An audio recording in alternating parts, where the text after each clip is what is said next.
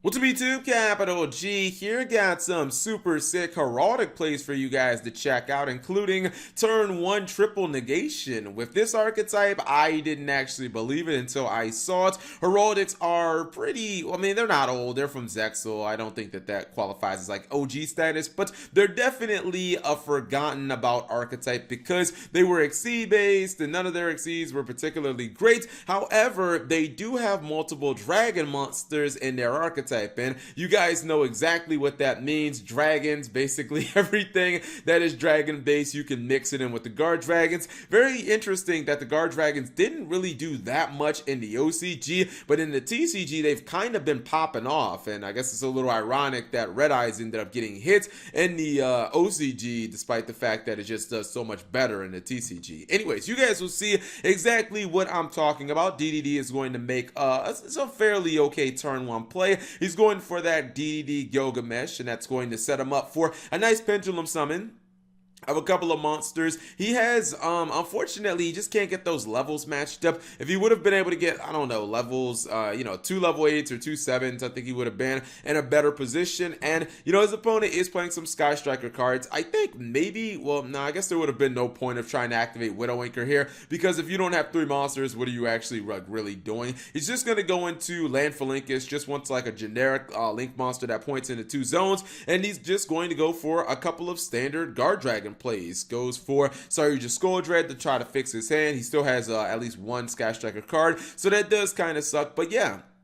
He's able to make a lot of those strong Guard Dragon plays that you see in like Crusadia Guard Dragon and Thunder Guard Dragon and stuff like that. And this actually is kind of a nice little cherry on top. The Advanced Heraldic Art. This summons 2 of your Heraldic Beast monsters back from the graveyard. You do have to Exceed summon using those 2 monsters immediately, but it does give you the option of going into things like Giant Hand, which can be a negation. You could go for, I don't know how his extra deck space is looking, but I think that Utopia the Lightning might have actually been a little better here because it just gives you way more damage. Honestly, in the grand scheme of things, it's really not going to matter because he is going to be able to OTK his opponent through this board. His opponent tries to activate Gilgamesh effect. That's not going to happen because he can just negate it with Crystal Wing Synchro Dragon, and he actually has just a little enough damage, or just a little bit of enough damage to kill his opponent. Actually, it's not even by a little bit. I mean, his opponent only had 200 life points. He has a 2300 monster attacking. It's been a long time since I've seen Giant Hand, but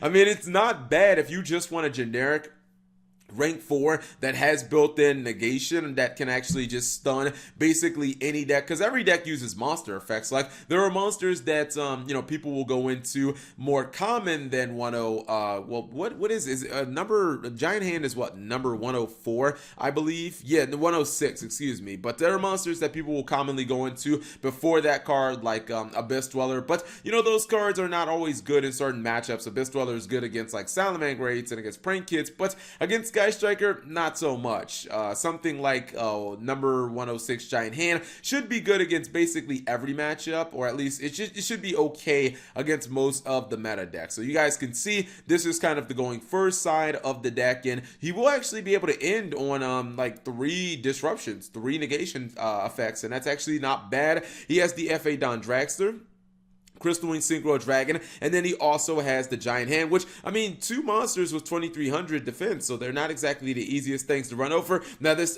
does eat up your entire opening hand, but we're still talking about Heraldic Beast here, so it's not like you're playing anything resembling meta, and I feel like that's actually quite impressive for a deck that is super long and forgotten. So hopefully you guys enjoyed this nice little display. We'll pause for 1 quick second, and we'll check out the Heraldic deck list.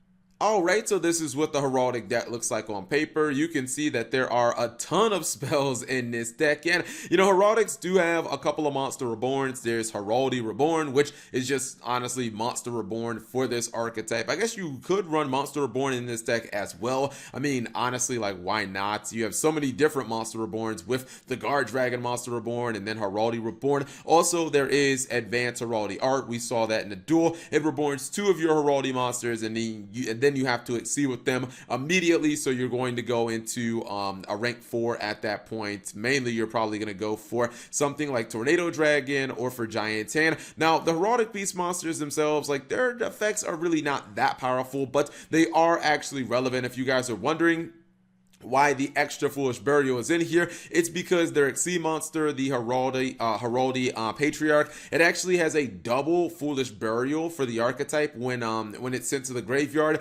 and that can definitely come in handy because this guy right here, the Leo, when he's sent to the graveyard by any means, he's actually a reinforcement of the army for the archetype. And then this guy right here, the Amber Conway or the Aberconway, this one is it's like a warrior returning alive. If you have 2 copies of this card in your graveyard, then you can banish one of them and you get to add another heraldic beast monster from your graveyard to your hand. So I mean, these cards basically all work by they all work from like the graveyard and stuff. So getting them to the graveyard actually does have benefits. Once you link summon them into the guard dragons, you can actually like still get bonus effects and whatnot. Some of the other cards in here, the Sky Striker engine is just so that you can get some quick link 2s on the field. There's nothing like, there's no like real synergy there between like heraldics and, you know, the Sky Striker cards or anything like that. Everything else is just spells that facilitate you either summoning monsters from your graveyard or getting them to the graveyard or stopping hand traps and stuff like that. Actually, I'm trolling. For some reason I thought there was no Monster Reborn in this deck, but